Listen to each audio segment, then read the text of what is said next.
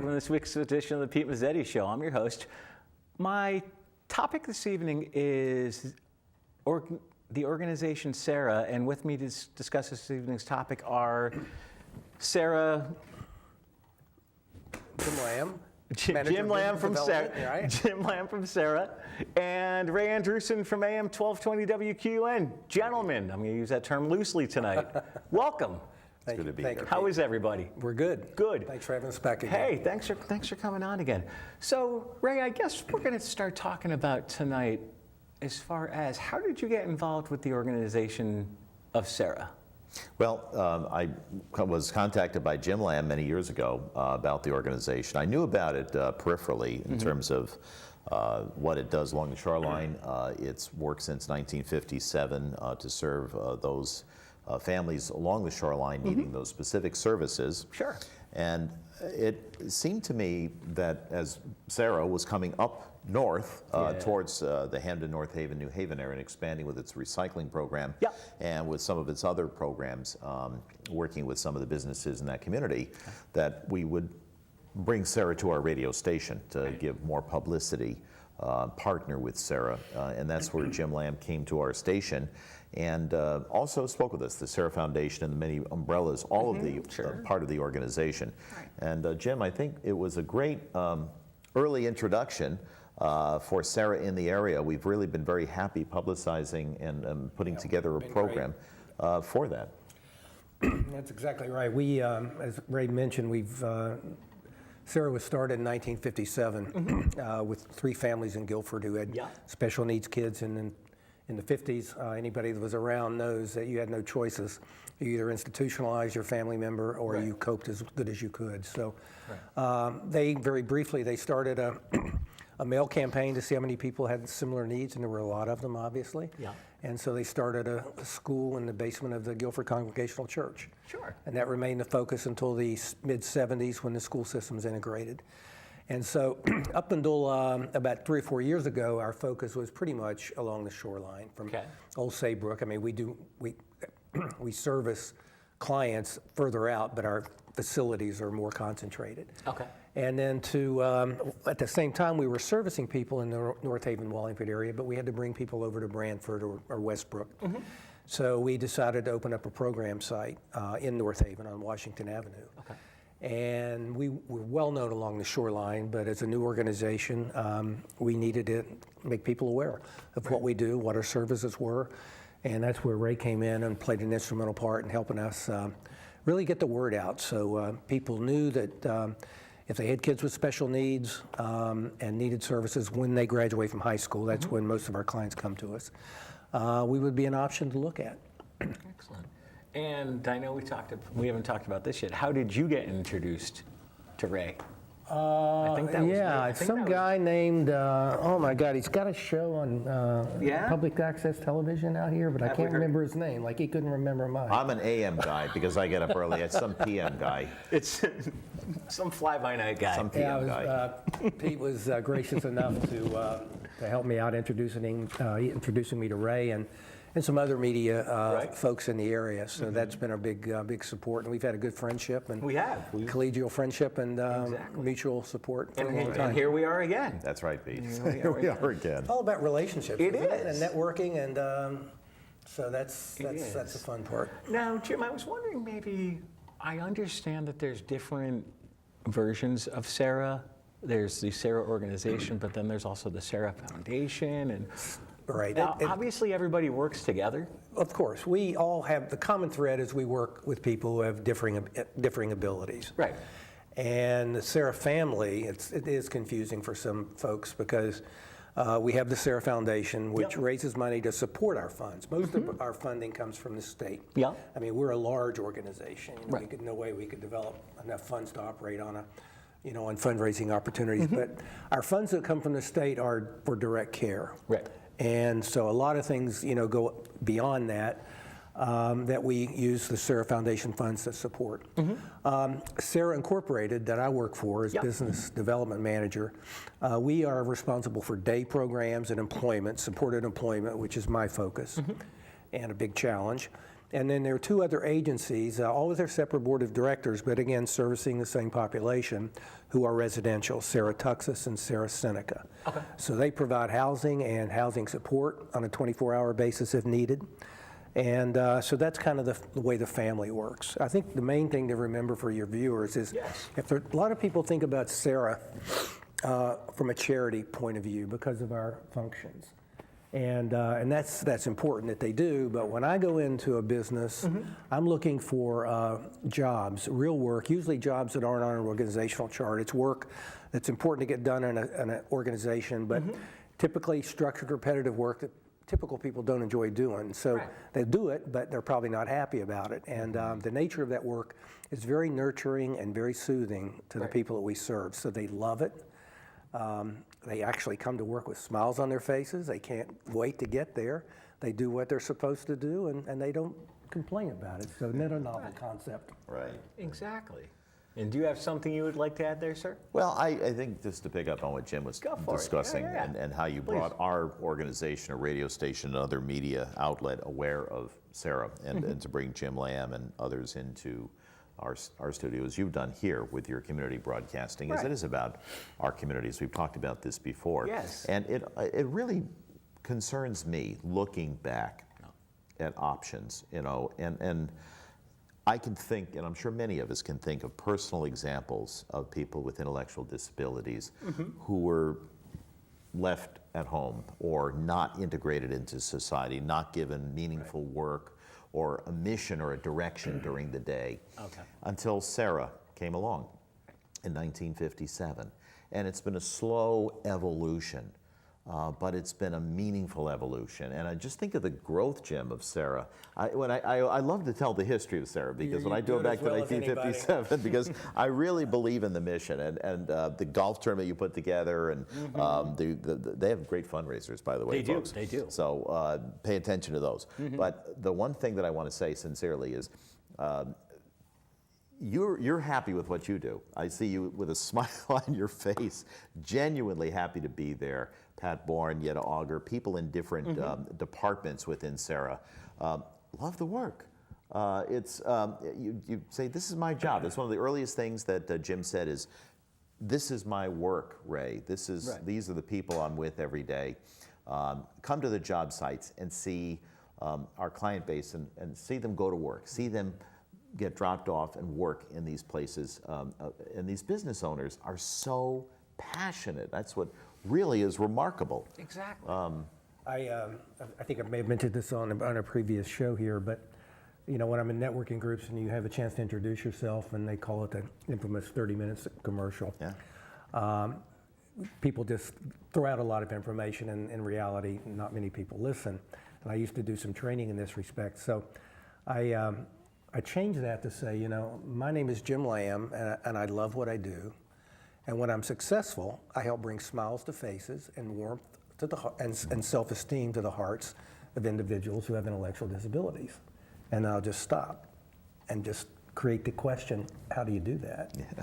And it's fun. So that's just trying to create some interest to get a conversation going. So I guess, how do you do that? Well, I do that by trying to meet business owners, and in many cases change a paradigm. A business owner typically, depending on if they have any employees, they're thinking about their payroll, they're thinking about vacancies, they're thinking about headcount, all those traditional things in an organization. And when we go into a business, we're looking for the type of work I just mentioned, stuff that usually falls between the cracks. So we work as a subcontractor. So we'll provide a quote on the work, and if the business accepts that, then we bill the business as a subcontractor, whatever we've agreed to. Then we get the check, and then we pay our participants what they earn, and we take care of taxes, workman's compensation insurance, and all that. So the business owner doesn't have any hassles. And they may be well-intended, but if they haven't worked with special needs folks, they may be a little hesitant. And if they don't know that the job coach is on site the entire time, they provide transportation and so forth. Once I can get through that, a lot of opportunities seem to face, but especially in larger corporations where you're working through a typical bureaucracy, if you don't get to the decision maker, sometimes you kind of run into roadblocks. Exactly. Yep. Exactly. But it's worth a challenge. It is worth a challenge, and your track record's pretty good. Yep. We just in this local area. Yep. We have a full-time crew at Wayland Engineering, which is an outstanding Yep. company. They have a major share of the market for emergency lighting that you see on police cars and fire trucks and so forth. We have a crew at Big Y, at the new Big Y in Old Saybrook. We Yep. work at the V&As along here, and many others. So we've been well supported. The town of Westbrook has been phenomenal, both from a recycling point of view and some of the things that we do during the summer around the recreational areas. I was going to say, we're going to talk about recycling maybe in the second We can do segment that. and all that other good stuff. But do you have something that you would like to add as far as why Sarah is such a worthwhile organization? Why would you, if I didn't know who Ray Andrewson was and I called the radio station and said, hey, I want to be on with Ray to talk about blah, blah, blah. And I said, and you were doing an interview with Jim, and I said to you, hey Ray, I want to have that guy Jim Lamb on my show with me. Do you think he'd be a good guest? What would you tell me? Of course. I mean, he just gave you a fairly good Right. synopsis of what Right. Sarah does, and also local businesses here that are participating as well. You know, and the thing that I take from all of this is, you know, Jim is a great ambassador for the organization, and the leadership of the organization has done a great job along the shoreline, getting volunteers, raising funds, money, growing. It's not guaranteed ever in any social service agency setting that you're going to get state or federal funding or grants. You need good grant writers. You need to rely on state funding and also, to a degree, federal funding. That's not easy. No. So I think that's why I pick up the idea of, yes, invite Jim into your studio All as right. you have done, All right. because he needs to tell the story of Sarah. Jim, before we go into the break, if people want more information on Sarah as an organization, where should they go? Well, our website, I'm sure, is on your screen. I would assume so. But I'm wide open in terms of access to me. And my phone number is, my cell phone number, I'll tell you, is 203-641-5638. And if it's not related to directly what I do, I can steer you in the right direction. Would you guys mind sticking around for another segment? Appreciate it. We'll be right back. Thank you. Jimmy can't sing, And Tommy can't dance. so we're gonna put some ants in their pants. Aww, they walk like a monkey, hop like a bunny. Isn't that funny? Ants in their pants, they got ants in their pants. They've got ants in their pants, they got ants in their pants. Ants in their pants, they've got ants in their pants. They got ants in their pants. They've got ants in their pants. One more time. Jimmy can't sing, And Tommy can't dance. so we're gonna put some ants in their pants. Aww. Kids will spend 22 minutes watching us, the super duper party troopers, sing about ants in their pants. Isn't that funny? Ants in their pants, they got ants in their pants. They've got ants in their pants, they got. Brushing for 2 minutes now can save your child from severe tooth pain later. 2 minutes, twice a day. They have the time.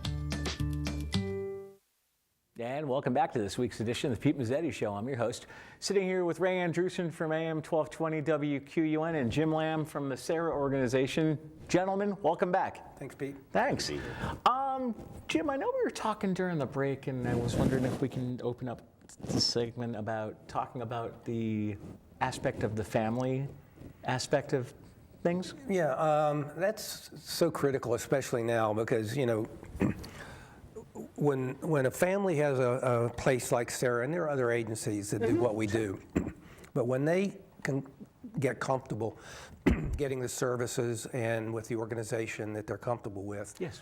that allows allows them to work. Allows them. When so many families do, you know, have two working members of the family now. And if they did not have the services like we have, they wouldn't be able to work, because these folks need supervision, depending on, there's certainly a wide range of disabilities, but it impacts the economic welfare of the entire family when you can't find services like this.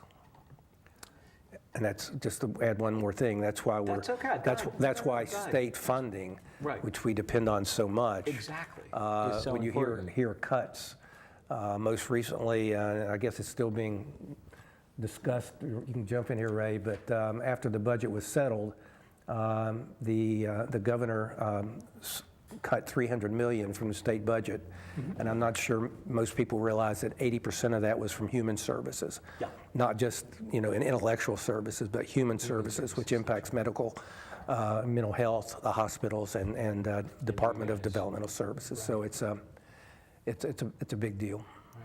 Ray, do you have something you'd like to add? Well, the interesting aspect of that 80% cut in the budget is that we are clearly living in tough budget times in Connecticut. There's no doubt about that.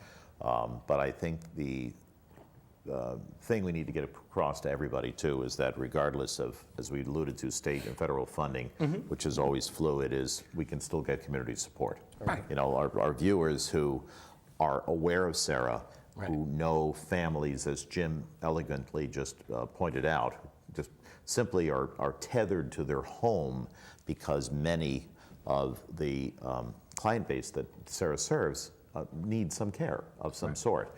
If you don't have that professional assistance, if you don't have an opportunity to have somebody get outside of the home like that and work, if you cut that service base somehow, people really have a big financial hit in many ways. And there's also, if you just think about the poor young person who can't work, all of a sudden you can't get the transportation. That service is impacted.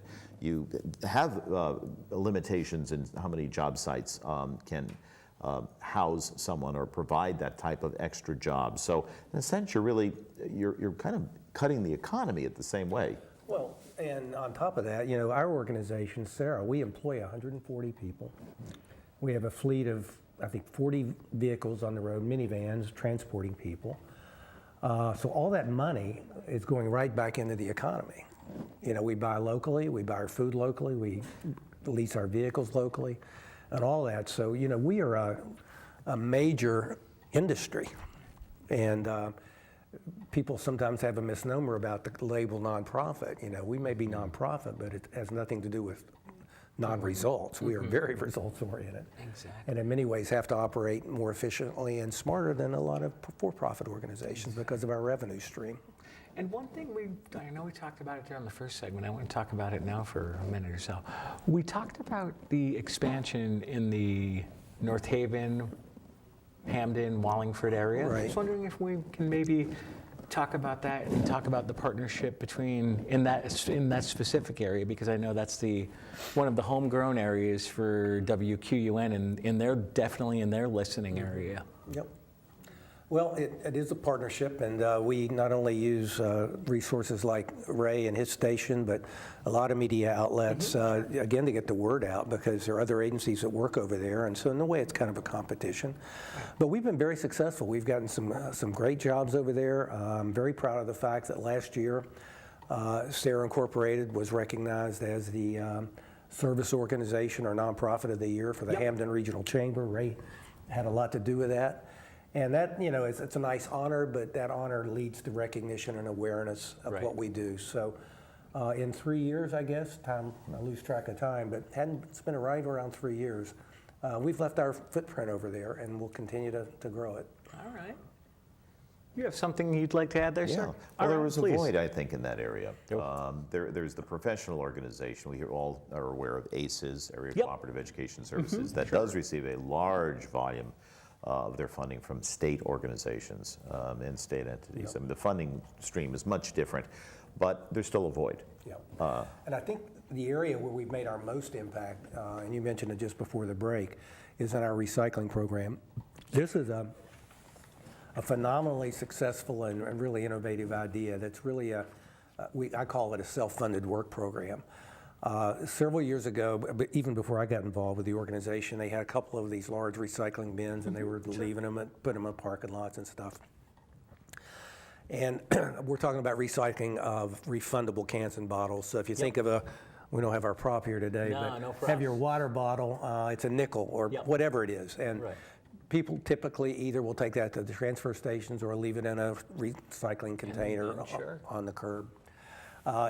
We have probably 24 recycling bins around the shoreline in Hamden and North Haven. And I've got to give Mike Frieda, the first selectman, just reelected for his 4th term, I think. In North Haven. I was going to say, I know that name. I reached out to him very early in the process when we were moving in, and he was phenomenal, he and his staff. And they allowed us to put in, I think we have now 5 or 6 of those large. They look like clothing bins, but they're specially wrapped with North Haven colors.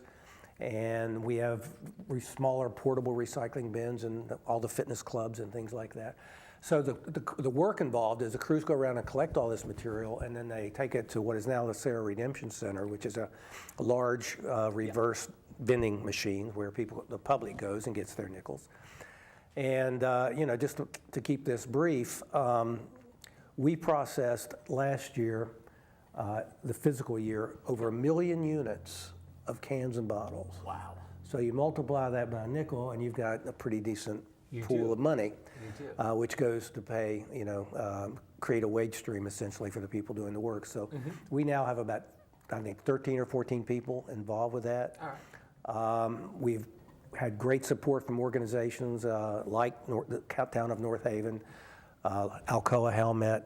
Has been phenomenally successful, and the money we get from them helps to buy these bins, which are fairly expensive. I was going to say, I've seen the big when you ones have them before. wrapped, custom wrapped, and all. It's about $2,000. So we haven't had to use any operating funds to purchase those. So it associates them with Sarah and the recycling program, and it really is a win-win. So It seems like a win-win. but Yes. my point was North Haven has really been helpful in expanding that program. All right. Well, keep drinking soda, folks. Yeah, exactly. Keep drinking Lots water of it, too. please. Save it and drop it right in these bins. They're all Yes, over the please. place. And if you have any questions, I gave you my cell phone number, so you can call me and I will direct you to the right place. Exactly. Bringing those cans of Schlitz. No. Oh boy.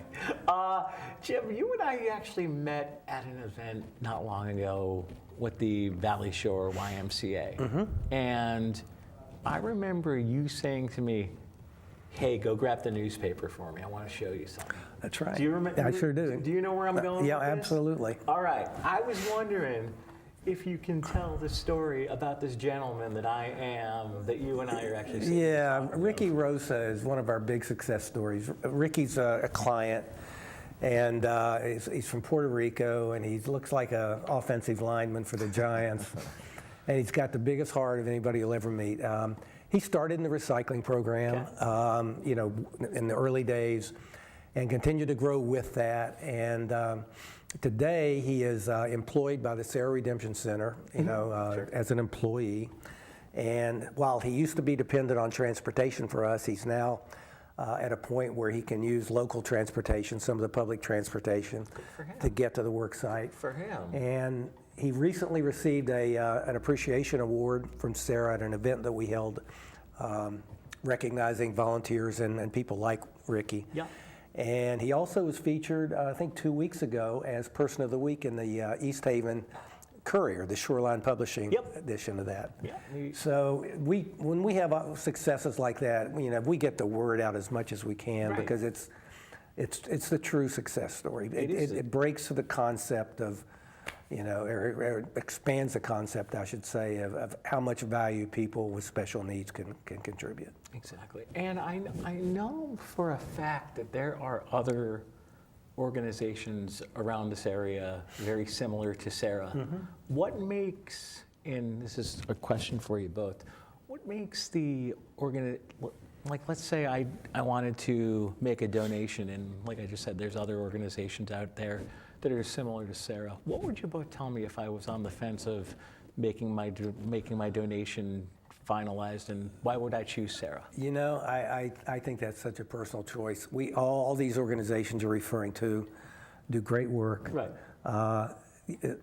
Today there are many organizations doing what we do, and that's because of the need that exists. If the need wasn't there, we wouldn't exist. Exactly. So, depending on your, follow your, wherever. Follow your mind. Follow your mind, follow your heart. The more you can give to any of these organizations, it's money that'll never be put to better use. So exactly. We don't. When I go out, I don't, it's not competition. No. We never. It's not considered competition. No. The need is huge, and there's still a huge need. Definitely. Despite the growth in organizations like Sarah. Definitely. We got a little bit of time left. Was there anything else you gentlemen would like to add? Well, my motivation is for Sarah is real simple, as I've expressed to Jim. I'm partly personal from family matters, and just knowing that if Sarah were not there, we'd be in the dark ages. We really would. It would be very much a struggle for many families and many clients. And I just can't thank you, Jim, enough, and everybody on the staff of Sarah for what you've done over the years. It's a wonderful organization, and I'll do whatever I can as a broadcaster and as just a community mensch to support your efforts. Thanks. A couple of years after I started with Sarah, Emmett was born. Okay. Emmett's my 9-year-old grandson, and he, after the fact, meaning when I was with Sarah, was diagnosed with a very rare genetic syndrome, so he has special needs. He's 9, doing well. But when I'm out talking to employers about jobs, I can't help but envision Emmett out there doing good work for real pay. All right. On behalf of Jim Lamb, Ray Andrewson, I'm Pete Mezzetti. Thanks again, and we'll see you next week.